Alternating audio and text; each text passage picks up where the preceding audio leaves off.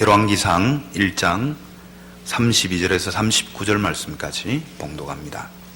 다윗 왕이 이르되 제사장 사독과 선지자 나단과 여호야다의 아들 브나야를 내 앞으로 부르라 하니 그들이 왕 앞에 이른지라. 왕이 그들에게 이르되 너희는 너희 주의 신하들을 데리고 내 아들 솔로몬을 내 노새에 태우고 기온으로 인도하여 내려가고 거기서 제사장 사독과 선지자 나단은 그에게 기름을 부어 이스라엘 왕으로 삼고 너희는 뿔나파를 불며 솔로몬 왕은 만세수를 하옵소서 하고 그를 따라 올라오라. 그가 와서 내 왕위에 앉아 나를 대신하여 왕이 되리라. 내가 그를 세워 이스라엘과 유다의 통치자로 지명하였느니라. 여호야다의 아들 브나야가 왕께 대답하여 이르되 아멘. 내 주 왕의 하나님 여호와께서도 이렇게 말씀하시기를 원하오며 또 여호와께서 내 주 왕과 함께 계심같이 솔로몬과 함께 계셔서 그의 왕위를 내 주 다윗 왕의 왕위보다 더 크게 하시기를 원하나이다 하니라. 제사장 사독과 선지자 나단과 여호야다의 아들 브나야와 그렛 사람과 블렛 사람이 내려가서 솔로몬을 다윗 왕의 노새에 태우고 인도하여 기온으로 갔어. 제사장 사독이 성막 가운데서 기름 담은 뿔을 가져다가 솔로몬에게 기름을 부으니 이에 뿔나파를 불고 모든 백성이 솔로몬 왕은 만세수를 하옵소서 하니라. 아멘.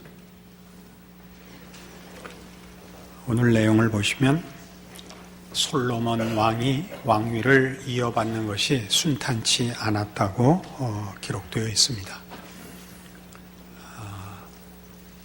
아도니아가 왕위를 주장하고 아직 다윗이 죽지도 않았고 누구를 자신을 지명하지도 않았는데 본인이 왕으로 자신을 선포하고 추종자들과 함께 새 규합을 한 이야기가 기록되어 있습니다. 이 무리는 보기보다 만만치 않은 세력을 가진 것이 우선 제사장인 아비아달이 합세해 있고 군부의 지휘관인 요압이 그 편을 들고 있습니다. 그러니까 당시에 아마 정치적으로 가장 영향력 있는 두 사람이 편을 들었다고 할 수 있습니다. 다윗은 뒤늦게 솔로몬을 왕으로 삼고 사독을 제사장으로 그리고 브나야를 군대 장관으로 임명하여 솔로몬을 왕으로 하는 새로운 체제를 출범시킵니다. 따지고 보면 이 두 세력은 충돌할 수밖에 없는 문제였으나 우리가 보는 대로 아무런 전투 없이 그저 아도니아 세력이 와해가 돼서 그 세력이 와해돼서 다 목숨을 연명하기에 급급한 처지로 도망을 하고 피하는 바람에 다행히 전투 없이 큰 내란 없이 솔로몬이 왕위에 등극하게 됩니다. 그러나 이런 문제는 우리가 생각하는 것보다 사실 현실적으로 몇 가지 생각할 중요한 내용을 시사합니다. 우리는 하나님의 일과 또 하나님의 뜻을 따르는 자들의 일은 늘 순탄할 것이라고 생각을 합니다. 우리는 솔로몬이 누구인지 알고 그의 통치와 그의 권세가 얼마나 놀라웠는지를 아니까 그저 쉽게 생각을 하죠. 그러나 오늘 본문에 보는 바와 같이 솔로몬은 사실 아슬아슬했던 것입니다. 결과적으로 역사상 가장 영광된 권세를 누렸겠지만 그 과정은 사실 여러 가지 변수가 숨어 있었고 솔로몬 자신과 또는 그 세력들 모두가 마음으로 확신을 가지지 못했던 과정이 있었을 것은 자명합니다. 우린 믿음으로 산다라는 기독교 신앙의 가장 중요한 내용을 사실은 쉽게 생각합니다. 그 쉽게 생각하는 것 때문에 대부분의 신자들은 신앙생활을 제대로 하지 못합니다. 쉽게 생각한다는 건 뭐냐면 믿음을 가지면 아무 의심도 갈등도 불안도 현실적인 방해도 받지 않을 것이라고 기대를 하는 것이 쉽게 생각한다는 뜻입니다. 그러나 뜻밖의 신앙생활은 어렵습니다. 왜냐하면 믿음이라는 말 자체가 이미 의심을 포함하고 있기 때문입니다. 그럴 수가 있는가? 이렇게 생각할 수 있겠지만 잘 생각해 보십시오. 믿음이란 약속된 결과가 현실로는 허락되지 않는 것을 말합니다. 그것은 기다려야 되는 것입니다. 그 기다림은 세상적인 근거 위에서, 즉 원인과 결과의 법칙에 의해서, 그 결과를 만들어내는 세상적인 어떤 힘에 의해서 허락되는 것이 아니라 하나님의 신실하심과 능력에 근거해서 약속으로 주어집니다. 그래서 거의 모든 경우에 눈에 보이는 증거들은 없습니다. 그 약속을 갖고 있고 그 약속이 절실히 필요하지만 현실적으로는 그 결과가 더디 나타나고 대부분의 중요한 약속은 사후로 미뤄져 있습니다. 그리고 믿을 만한 근거들은 또는 증거들은 별로 주어지지 않습니다. 그래서 기독교 신앙의 믿음이라고 요구되는 내용은 사실은 성경에서는 우리가 예상하고 우리가 쉽게 생각하는 것과 달리 더 깊은 차원에서 이해를 요청하고 있습니다. 마태복음 16장으로 가보십시다.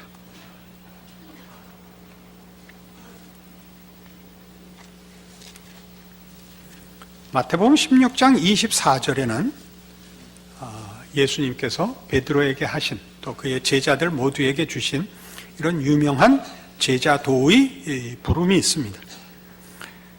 이에 예수께서 제자들에게 이르시되 누구든지 나를 따라오려거든 자기를 부인하고 자기 십자가를 지고 나를 따를 것이니라 라고 요구하십니다. 자기를 부인하고 자기 십자가를 지라 하는 이 요청은 베드로의 헌신에 대한 교종이요 예수님의 꾸중을 포함한 명령입니다. 그 베드로의 그 꾸중을 받았다고 얘기할 수도 있고 교종을 받아야 했다고 얘기할 수 있는 베드로의 헌신은 무엇이었느냐 하면 예수님은 죽으시면 안 됩니다 였습니다. 예수님은 죽겠다고 하셨고 베드로는 그러면 안 된다고 한 이 사건은 그 앞에 있는 16절의 신앙 고백, 주는 그리스도시요 살아계신 하나님의 아들이십니다로부터 출발합니다. 베드로의 신앙 고백을 주께서 기쁘게 받으셨고 칭찬하셨습니다. 그리고 이제 당신이 죽으실 것이라고 말씀하십니다. 베드로가 펄쩍 뛰는 것은 이런 뜻입니다.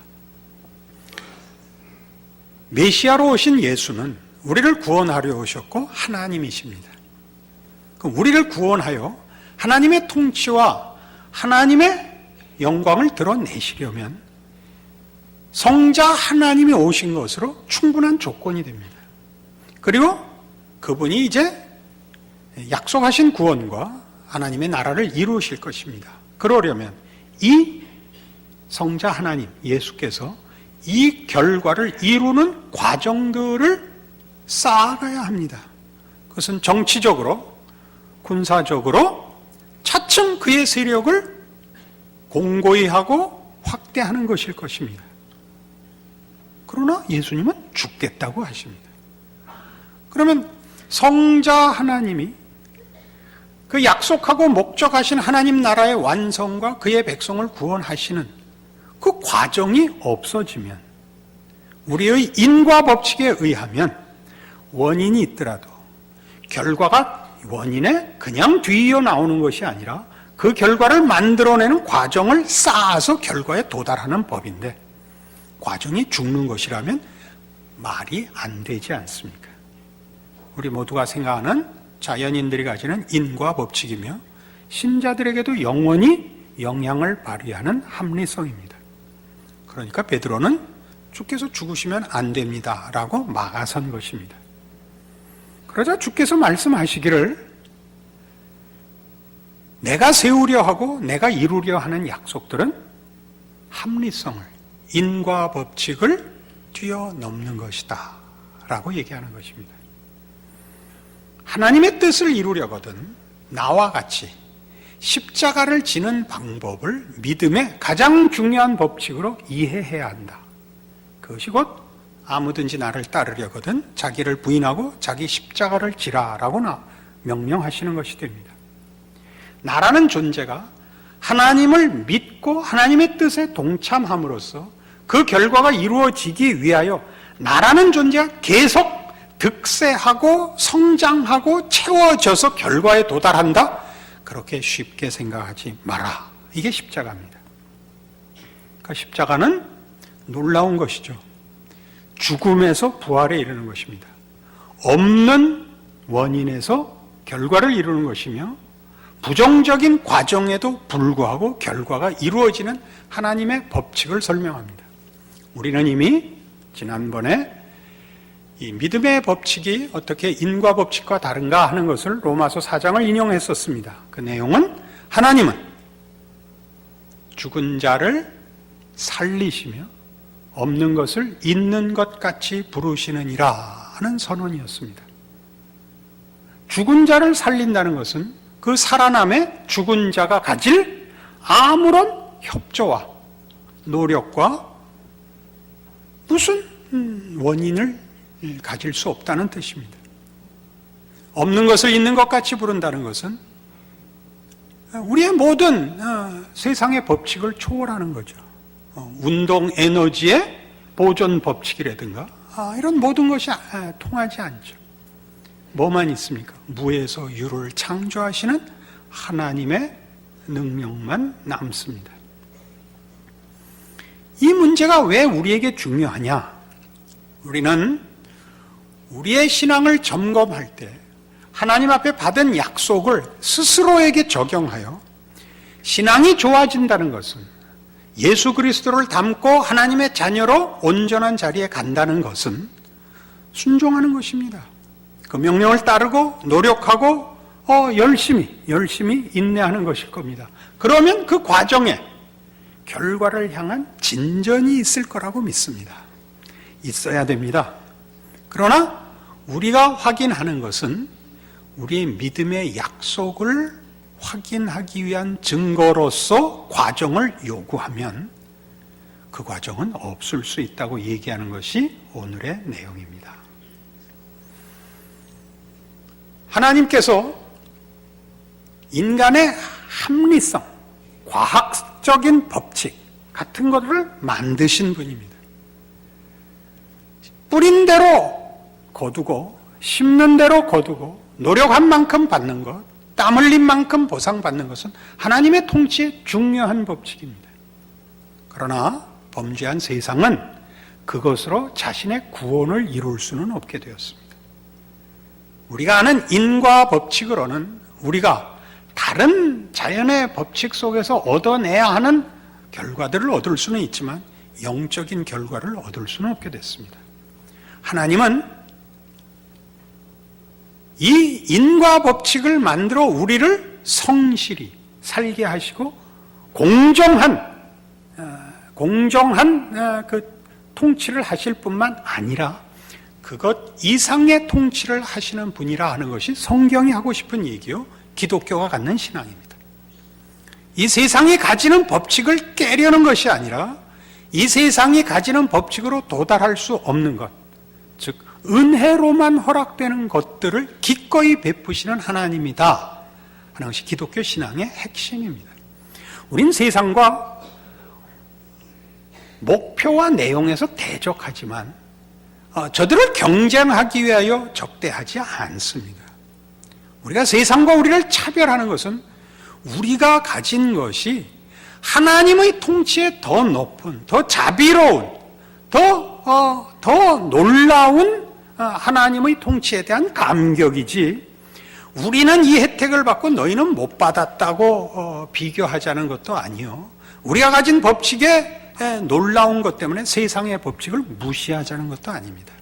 우리는 이 하나님의 은혜의 법칙이 자연의 법칙, 합리성, 과학적인 인과 법칙을 무찌르기 위해서 와 있는 것이 아니라 그것에 한계에 붙잡혀 있는 이들을 구원하기 위하여, 저들을 끌어안기 위하여 허락한 법칙이라는 것을 이해합니다. 그래서 우리의 신앙은 사실은 우리가 우리의 신앙을 이 깨움 속에서 시작했음에도 불구하고 우리는 언제나 인과 법칙에 매일 수 있다는 것을 오늘 성경으로 확인해야 됩니다. 마태복음 11장으로 가보십시다.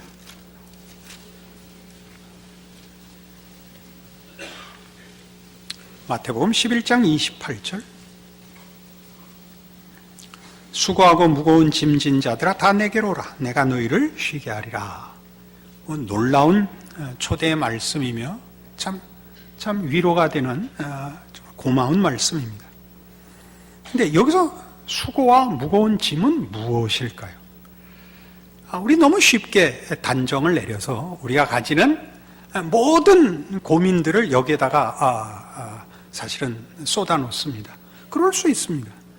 병든 것, 자신의 약점, 삶의 곤고함, 뭐든지 갖다가 놓고 수고하고 무거운 짐에 포함시켜 주님 앞에 내놓을 수 있습니다. 그러나 여기에 바로 이런 모든 짐 속에 아주 근본적인 짐이 있다는 것을 오늘 확인해야 합니다. 이 28절의 초대는 그 앞에 있는 구절들과 연속됩니다. 20절에 보시면 예수께서 권능을 가장 많이 행하신 고울들이 회개하지 아니하므로 그때 책망하시되 화 있을진저 고라시나 화 있을진저 벳세다야 너에게 행한 모든 권능을 두로와 시돈에서 행하였더라면 그들이 벌써 베옷을 입고 재에 앉아 회개하였으리라. 내가 너에게 이르노니 심판날에 두로와 시돈이 너희보다 견디기 쉬우리라. 가버나움은 네가 하늘에까지 높아지겠느냐 음부에까지 낮아지리라. 네게 행한 모든 권능을 소돔에서 행했더라면 그 성이 오늘까지 있었으리라. 내가 너에게 이르노니 심판날에 소돔 땅이 너보다 견디기 쉬우리라 하시니라.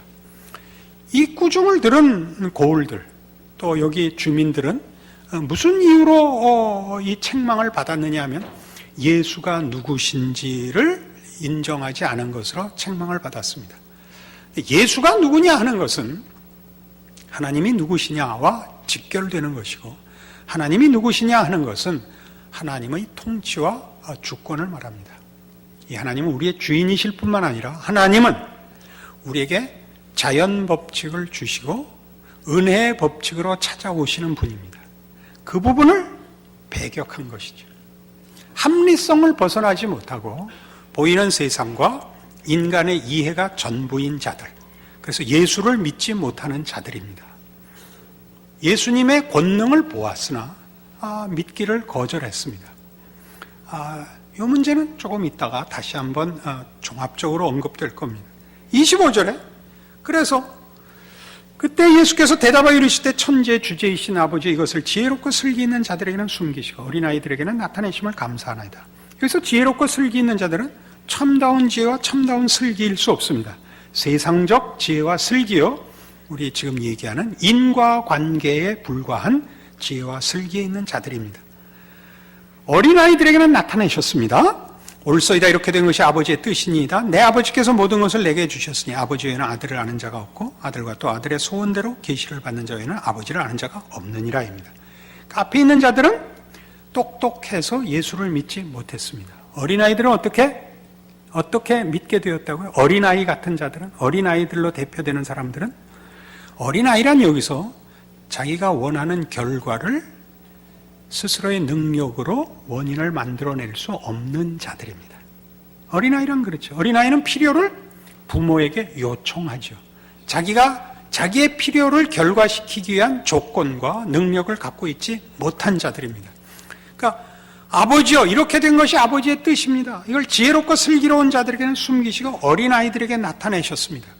어린아이들에게 나타냈다는 것은 하나님이 이것을 인과관계로서 허락한 것이 아니라 은혜로 허락하셨습니다. 하나님이 선택하게 하신 것이 아니라 뚫고 들어와 우리 것이 되게 하셨습니다. 이것이 기독교 복음의 특징이요, 우리가 믿음이라고 얘기하는 기독교 신앙의 법칙의 본질입니다. 그리고 수고하고 무거운 짐진 자들아 다 내게로 오라가 됩니다. 이 수고하고 무거운 짐진 자는 앞에 두 부분을 다 얘기합니다. 첫 번째 생각할 건 뭐죠? 인과관계의 법칙에 매여 수고하는 자들입니다. 자기가 만들어야 하는 결과를 만들기 위한 노력과 능력에서 부족한 사람들, 수고하고 무거운 짐진 자들이죠. 애쓰고 울어도 결과를 만들어내지 못하는 자들, 모두 수고하고 무거운 짐진 자들이며, 뒤에 있는 어린아이들은 자기의 필요를 스스로 만들 능력이 없는 자에겐 매일반입니다.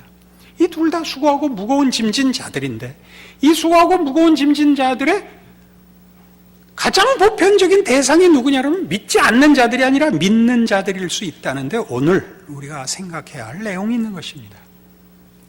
우리는 우리의 믿음을 어떻게 점검한다고요? 인과관계로 점검한다고요. 우리의 회개는 다 뭐죠? 그렇게 주의 뜻을 행하고 싶었는데 못했습니다. 용서해 주십시오입니다. 이 기도는 아무런 하자가 없습니다. 이건 늘 해야 하는 기도입니다. 그러나 이 기도가 본인을 낙담시키거나 체념시키면 안 됩니다. 우리는 자기 채찍질을 해야 옳습니다. 분발해야 됩니다. 노력해야 됩니다. 그러나 진전이 없어 보이고 성취가 없어 보인다고 해서 우리는 실패할 수 없는 것입니다. 왜냐하면 하나님이 우리에게 허락한 믿음은 하박국의 고백과 같이 의인은 믿음으로 말미암아 살리라 라는 시점에서, 그 배경에서 주어졌기 때문입니다. 그 배경은 뭔데요? 하박국 선지자가 부르짖었던 게 뭡니까? 왜 하나님의 백성들이 이 꼴이 되고 이 나라가 이 모양이 됐습니까? 하나님, 이 백성을 고쳐주십시오. 불의와 횡포가 사회를 흔들고 있는데 하나님 보기만 하실 겁니까? 보고만 있지는 않는다. 이 나라를 내가 멸망시킬 거다. 아니, 하나님, 하나님의 백성으로 부르셔 하나님의 영광을 드러내시고 하나님의 백성된 축복들을 약속한 나라를 멸망시키면 그 약속은 어떻게 성취됩니까? 이게 동일한 거죠. 베드로에게 주신 명령이 뭐였다고요? 아무든지 나를 따르려거든 자기를 부인하고 자기 십자가를 지고 나를 쫓을 것이니라. 원인을 만들어야 하는 내가 없다면 어떻게 그 결과의 자리에 가느냐? 우리는 다시 로마서 4장으로 오죠. 우리를 부르신 하나님은 죽은 자를 살리시며 없는 것을 있는 것 같이 부르시는 하나님이십니다. 거기서 주어진 것이 의인은 믿음으로 산다 아닙니까? 의인은 믿음으로 삽니다. 믿음이란 이런 때 우리가 아니며 믿어야 할 대상에 관한 것입니다. 믿음의 대상인 우리 하나님은 우리를 인과 법칙으로 묶지 않으시겠답니다. 우리의 부족한 대로 갚지 않고 우리의 못난 대로 처벌하지 않겠다 하신 하나님입니다. 그죠? 우린 사실 자책해 마땅하지만 어느 경우에나 우리에게는 그 약속이 유효한 자라는 믿음을 견지해야 합니다. 우리의 신앙은 사실은 확신 속에 있지 않습니다. 그리고 만족 속에 있지 않습니다. 더러 신앙의 기쁨을, 만족을 증언하는 사람들이 있습니다. 그때는 대부분의 경우 그가 말하는 그 믿음의 내용이 단순하고 간단할 때가 많습니다. 단순하고 간단할 때는 그 넘침이 있습니다. 대표적인 것이 구원의 확인입니다. 구원의 감격은 늘 그건 뭐 늘 분명하고 거기에 뭐 더 붙일 것이 없을 만큼 확실합니다. 또 우리가 간단한 기도, 간단한 요구사항에 대해 하나님이 주시는 답도 그렇습니다. 기도한 대로 응답을 받습니다. 머리가 아파서 기도했더니 머리 아픈 게 낫고 발이 대신 아프더라. 뭐 이런 간증은 얼마든지 있습니다. 그러나 더 들어가 보시면 믿음의 내용은 그렇게 간단하게 끝나지 않습니다. 왜냐하면 믿음은 하나님이 누구신가에 관한 문제이기 때문에 우리의 이해를 벗어납니다. 하나님의 일하시는 방법도 우리의 기대를 벗어납니다. 훨씬 상회합니다. 우리로서는 이해가 가지 않는 것이 실상 믿음의 현실들입니다. 그래서 성경은 열심히 하나님이 어떤 분이신가를 속성으로 설명합니다. 그는 자비로우시며 은혜로우시며 진실하시며 신실하시고 전능하시다고 얘기합니다. 왜 그런 얘기를 해야 되죠? 약속한 이에 대한 신뢰가 이 모든 것을 확보하고 있기 때문입니다. 그가 일하시는 방법, 실력에 관한 문제이기보다 그분 자신에 관한 문제로 성경이 하나님을 설명하는 이유들입니다. 그래서 우리의 삶은 사실은 이 하나님에 대한 믿음과 그 믿음을 따라가야 되는 나의 턱없는 그 수준, 그리고 현실에서 우리의 결과를 증거해주는 진척보다 오히려 그 약속이 취소돼야 맞다는 실패들로 얼룩져 있는 길을 걷게 됩니다. 그래서 믿음의 진정한 과정은 한숨과 눈물이 더 많습니다. 그러나 여기에 바로 우리가 하나 깨우칠 문제가 있습니다. 믿음이 뭐냐? 포기하지 않는 게 믿음입니다. 우리는 믿음이 늘 이렇게 100% 확실하고 평화롭고 만족스러울 때만 믿음이고, 의심스럽고 불안하고 갈등을 가지고 있을 때는 믿는 것이 아니라는 생각을 하고 있습니다. 우리 유명한 이반 데니소비치의 하루라는 책이라든가 또는 죽음의 수용소에서라는 책을 보면 그 전자는 시베리아 그 정치 수용소 강제 노역장에 잡힌 죄수 이야기고, 후자는 아우슈비츠에 잡혀있던 유대인 이야기인데, 둘 다 인간이 살 수 없는 최악의 상황에서 살아가는 사람들 이야기입니다. 거기 아주 중요한 얘기가 나옵니다. 그 삶을 버티고 인내하는 자들은 다 고통스러워한다는 사실입니다. 누구만 고통에서 벗어나느냐 하면 포기하는 사람만 고통에서 벗어난답니다. 누가 무슨 본능적으로 생명을 살릴 그 책임을 다 느끼고 최선을 다하여 인내하고 버티는데 끝이 안 보이는 거 아닙니까? 이 강제 수용소에서 언제 풀려날지, 유대인들 잡아넣은 그 수용소에서 언제 해방될지 둘 다 모르는 시점에서, 모르는 현실에서 포로 생활을 또는 죄인 생활을 하고 있습니다. 견디다가 드디어 한계에 이르면 포기를 하게 되죠. 포기를 하면 나타나는 대표적인 것, 드디어 웃는다는 거죠. 왜 웃지요? 참지 않기로 했으니까. 참지 않기로 했으니까 겁날 게 없죠. 아무러면 어때요? 죽을 건데. 포기했는데. 그러니까 희죽희죽 웃는다는 거죠.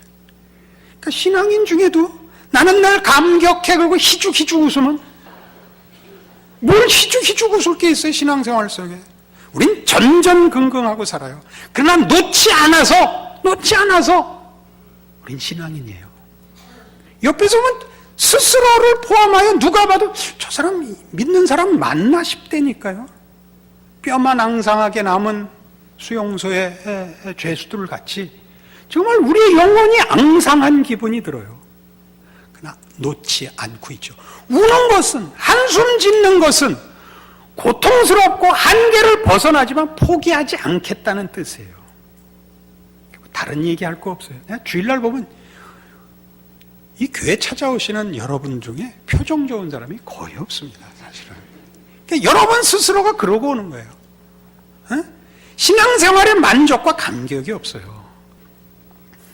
그러나 여러분이 교회를 나와요. 놓을 수가 없는 거예요. 여러분 마음속에 불만과 갈등과 의심과 자책이 가득하지만 안 나올 수 없어요. 그게 여러분을 잡고 있는 믿음이라니까요. 거기다 내가 기가 막힌, 거기다 헌금도 해요. 이 이상 위대할 수는 없어요. 내가 아는 한 사람은 다른 일에 절대 이렇게 못합니다. 절대 이렇게 못합니다. 여러분의 신앙을 다시 점검하세요. 무엇이 여러분을 붙잡고 있는가 보세요. 무엇이 여러분은 여러분의 결심과 여러분의 의지로 신앙생활을 하고 있는 정도가 아니라 하나님이 여러분의 영혼을 움켜쥐셔서 도망갈 수 없는 자예요. 여러분을 하나님이 그 과정을 모두 이렇게 편케 해줬으면 좋겠죠. 무슨 이유에서인지 안 하시는데 안 해주시는 게 더 복이라는 것은 신앙생활에 연륜이 쌓이면 저절로 알게 됩니다. 우리가 상상할 수 없는 자리로 인도함을 받습니다. 믿음의 깊은 자리로, 인간의 진정한 그 인간성의 회복을, 하나님을 아는 지식의 영광스러움을 누리게 됩니다. 그 경지에 갔을 때라도 고통과 갈등은 남아 있습니다. 그것은 사후 세계로 아주 길게 뒤늦게 그 완성이 약속되어 있습니다. 여러분 잊지 마시고, 체념하지 마시고, 포기하지 마시고, 여러분이 가진 믿음 굳게 지키시고 인내하시고, 그 안에서 발견되는 여러분 삶의 모든 정황에 맞서는 여러분의 신앙의 자세를 확인하시는 기쁨과 승리가 있기를 바랍니다. 기도하십시다. 하나님 아버지 은혜를 감사합니다. 하나님의 자녀로 산다는 것은 하나님을 믿는 것이요, 하나님이 우리를 불러 은혜 가운데 붙드신 것입니다. 우리는 우리의 결정과 의지로만 살지 않고 하나님 앞에 붙들림 받아 삽니다. 우리는 우리를 놓을 수 있어도 하나님은 우리를 놓지 않으십니다. 참 감사합니다. 우리의 믿음은 늘 불안하고 늘 연약합니다. 우리는 자책합니다. 그러나 하나님이 우리를 붙드셨다는 사실을 인하여 또 마음을 놓고 인내하게 됩니다. 그리하여 알게 되고 채워지는 비밀한 하나님의 인도하심을 받는 자의 생애, 그 믿음으로 이루어지는 하나님을 아는 지식과 하나님의 사람으로 사는 복들을 깨닫게 하시고 쌓게 하사 이 슬픔과 한숨 속에, 고통 속에 기쁨이 있고 거기 자랑이 있고 승리가 있는 줄 알게 하옵소서. 그리하여 우리의 삶과 우리의 작은 자리를 지켜내는 인내의 믿음 다시 한번 다지게 하여 주시옵소서. 지금은 우리 주 예수 그리스도의 은혜와 하나님 아버지의 극진하신 사랑과 성령님의 교통하심이 하늘 하나님의 자녀로 사는 믿는 자의 특권을 확인하고 감사와 충성으로 돌아가는 심령들 위해 영원토록 함께 있을지어다. 아멘.